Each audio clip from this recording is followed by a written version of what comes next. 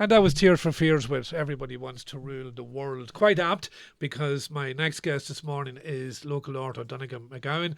And Donnchadh has created a vision of an entirely different world in his debut novel. Good morning, Donnchadh. How are you? Oh, still alive, David. How are you? Well, let's hope we're still the same at the end of this. Thank you very much for joining us this morning. You're more than welcome. And first and foremost, congratulations on the publishing of your book. Thank you. A great achievement. Yep.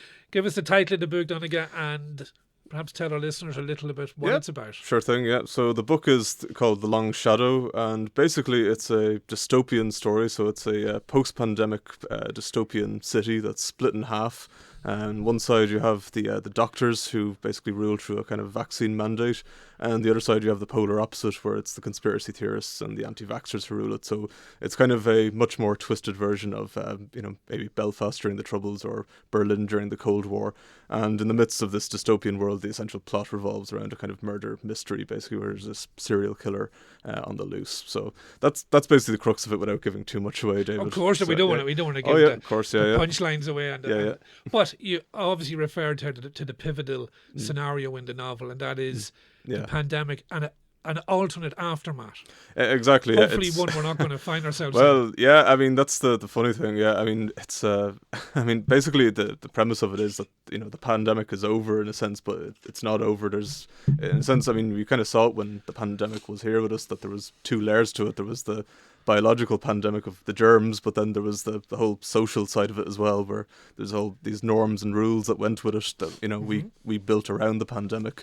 And so in The Long Shadow, essentially that secondary half of it has just never ended. So the world is still divided between those who are for and against it. It's to the point where the world has become completely divided, where there's a actual border set up between these people. So yeah, that's the kind of world that I suppose we were kind of possibly could have been heading towards if things hadn't ended the way they did last year, So your novel has taken the idea of vaccine hesitancy and exaggerated it to a frightening scale. Yeah, turning it up to 11 on the dial, yes, okay. Exactly, yeah. And I suppose, it drew a lot of inspiration, I suppose, from, I've kind of used, it's exaggerated, it's a fictional city, it doesn't exist, but it is grounded in realism, and a lot of it would have been inspired by what I saw around me and, family and friends and approaches and their opinions of the vaccine and everything that was going on.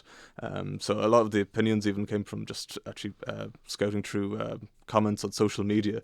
You'd see the way people would react to vaccines, or you would have people who basically, I remember one in particular that was saying that all the conspiracy theorists should be rounded up and sent to an island to rule on their own. It's like, well, how about we actually play that out? Demon's Island, perhaps, to Island of Dr. Moreau or something like that, But so I mean that's essentially the crux of where it was inspired by, was it was the world that we were living in essentially. And I think we were talking just before the show came on, like I was already writing a few other short stories that related to the pandemic, and basically this was the third installment, and each story I wrote was relating to a specific part of the pandemic. So the first story I wrote would have been the initial shock of the change that happened. The second one was much more of the kind of the panic or despair that we had when it seemed like nothing was working, whereas The Long Shadow was written around the summer of 2021. So the vaccine was out, but the numbers were still skyrocketing, and then the anti-vaxxers were suddenly kind of starting to gain momentum. So there's this kind of tension in the novel, I guess, between that kind of hope and hopelessness, where you can see the light at the end of the tunnel, but the light seems to be getting further and further away, and there's this feeling that it'll never end, basically. So that's kind of where the novel is situated. So yeah. Time-wise, then, where have you set the basically, I mean, I never actually say in the novel how long it's been, but essentially it comes down to about a generation has passed. So I think one of the main characters, he remembers what it was like before the pandemic, but you have younger characters then who, they've grown up just in this world where they know nothing but the pandemic, essentially. So it's and again, you have this generational tension in it then between those who are willing to accept things as they are and those who are now rebelling against it and can't take it any longer.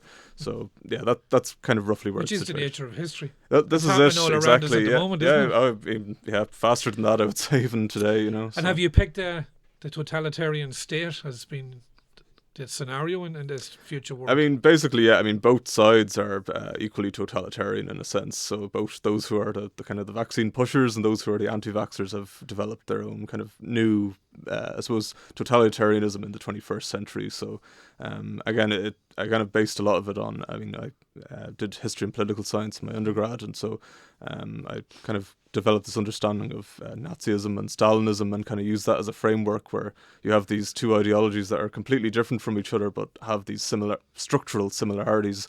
And the funny thing was that I kind of noticed with, I suppose, the vaccine, these extremists on both ends, was that the similarities they have is that both, in the end, want this kind of bubble-wrapped world in a sense. They're both purists in a way, so they don't want it to be tainted by one thing or the other. So the anti-vaxxers are against, I suppose, this, they want to bubble-wrap people against the vaccine, and those, obviously, who push the vaccine want to bubble-wrap against the germ, essentially. So, I mean, again, they have these similarities, but there's also, obviously, on the surface, then there's these major differences as well in terms of their beliefs and values.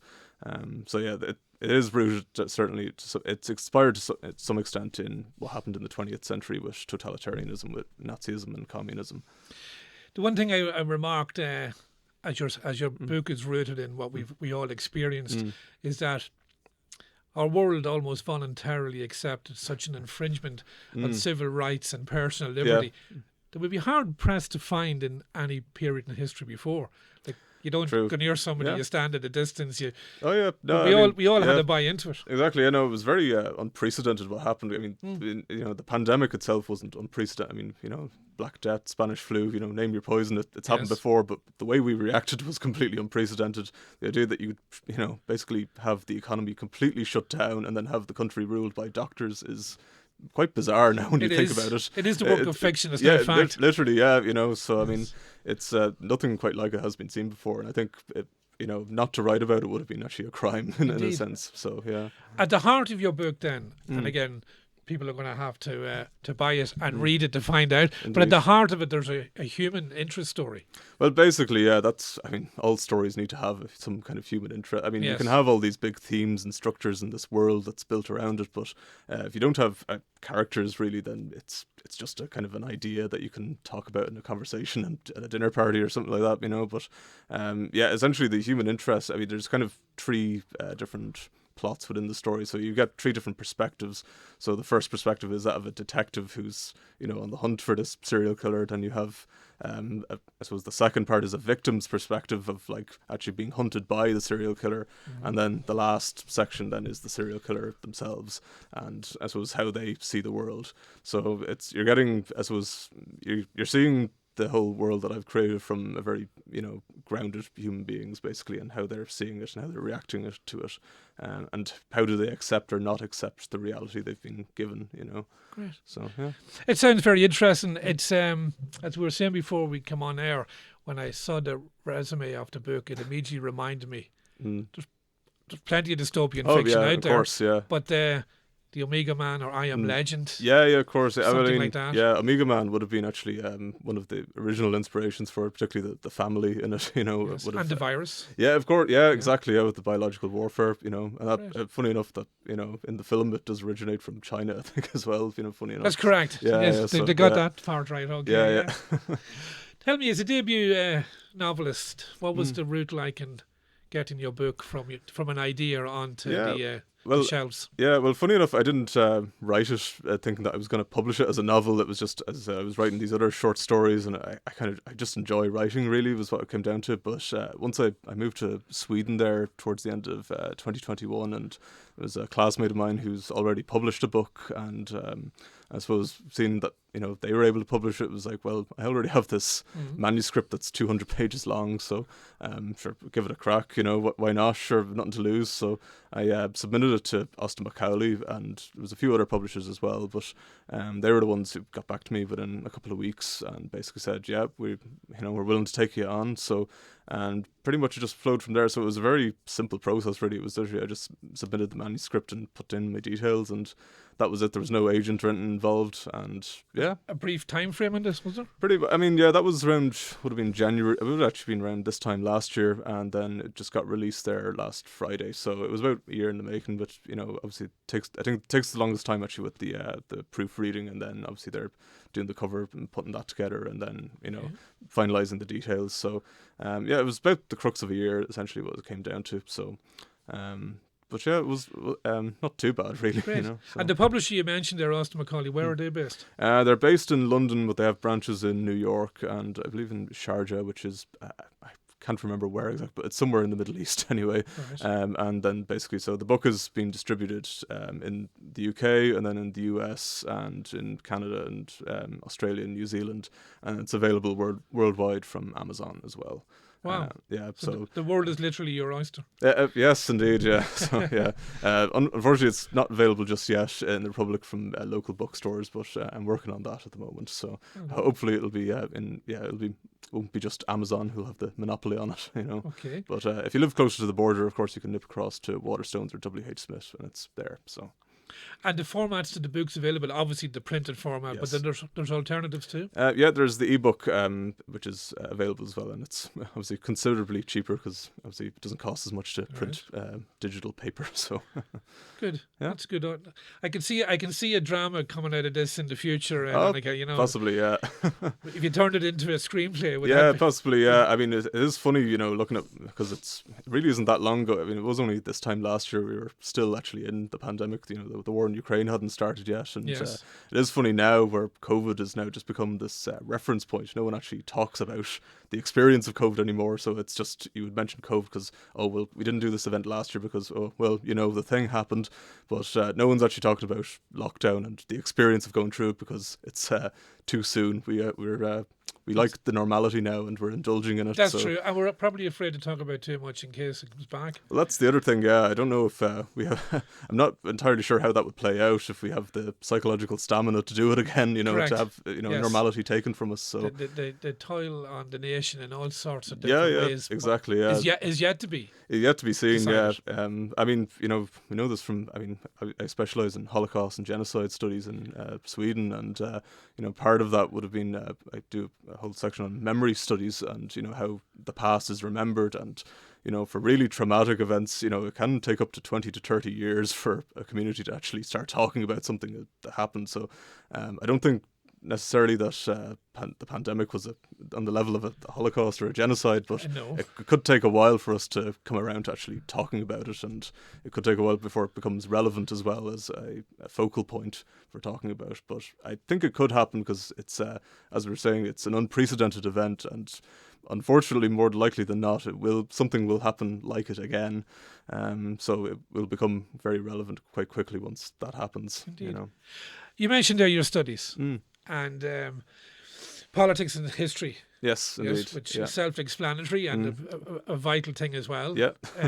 But the second part of your studies, and you're currently doing this abroad. Yeah. Tell us how genocide and Holocaust studies came on your radar. Well, I mean, towards the end of my studies for my undergrad, I would have been specialising a bit in basically communist violence. So I would have been looking at the secret police and the Cheka in Russia and the Stasi. The Stasi, yes, they would have been a focal point in particular, yeah. Okay. And so it was that kind of, I mean, again, when you're analysing totalitarianism in one part of the world, you end up comparing it with others. And so basically during the pandemic, I ended up reading more and more of that kind of stuff, and by the time, I think it was it would have been actually late 2020, I kind of came to the conclusion I wanted to do a master's and, get out of Dodge. So, because obviously we were locked in for over a year, so kind of wanted to get abroad for a bit and see the world. So, and Sweden, as you may well know, had no lockdown, so had no mask mandate. So you could freely just walk around, and which was quite a surreal experience because basically you go there and it was like nothing had happened at all, So it was quite... What's your view on that? How can two societies, two modern democracies be so totally different in their approach? It was quite bizarre, that, yeah. You kind of, I mean, it's quite a strange country in its own way, Sweden, It's they're quite insular and they have their own rules and their own way of doing things. So it was quite strange to go to a country like that. So they didn't bring any restrictions in? Not really. I mean, they had a few. I mean, I think, if I had done the Masters a year earlier, things would have been on Zoom. But otherwise, I mean, you could still go to the shop. You could go into a restaurant or a pub. There was none of the stuff we had here. And they didn't bring masks in at all as a mandatory thing. And did they suffer? Oh, yeah. I mean, fatalities? something like... I think it was something like 15,000 people dead, which is... I mean, they have a population twice the size of Ireland, but even still... quite high. Yeah. The only thing, I suppose, their health system is better than ours, and the people. A book in itself. Yeah, exactly. Yeah, and then I think having been there as well, the people are generally healthier than we are, unfortunately. So, but yeah, I mean that possibly, I mean, my experience in Sweden might feed into a possible sequel, perhaps, to Long Shadow, because it's such a different reality that they were living in, compared to the rest of us and everywhere else in the world. So, but yeah. What's your view then? You mentioned a very good point. Like your book is propelling us into a fictionalized or a fictional world. Yeah. But as you've studied these areas of human behaviour, what do you think in the future? Will students in the future be looking back on us in the year 2020 and saying, we can't believe that they shut everything down? Well, possibly, yeah. Or, they might say, well, how could they be so stupid? Like, it was such a futile thing. Why didn't they do something else? It's impossible to know how people in the future will judge people in the past.